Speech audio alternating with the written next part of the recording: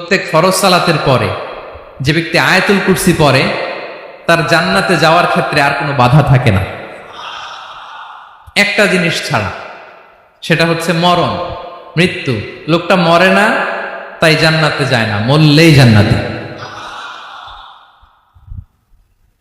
প্রত্যেক ফরজ সালাতের পরে যদি কেউ আয়াতুল কুরসি পড়ে তার জান্নাতে যাওয়া কেউ ঠেকাতে পারবে না, কোনো বাধা নাই। একটা বাধা আছে, সেটা কি?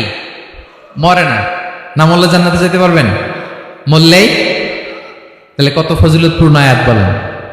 বাতুপা হাতের আমার কলেজের টুকরা ভাইয়েরা, প্রত্যেক ফরজ নামাজের পরে এটা পড়বেন ইনশাল্লাহ, বলেন সবাই। প্রত্যেক ফরজ সালাতের পরে এই আয়াতুল কুরসি পড়বেন। এবং বিষ্ণু ইসা ইসলাম বলেছেন, যখন ঘুমোতে যাবা, ইদা আওয়াইতা ইলা ফিরাশিক, যখন ঘুমোতে যাবা আয়াতুল কুরসি পড়বা। যদি পড়ো, আল্লাহর পক্ষ থেকে আপনার সিকিউরিটির জন্য আল্লাহ একটা স্পেশাল ফেরেশতা নিয়োগ দেয়।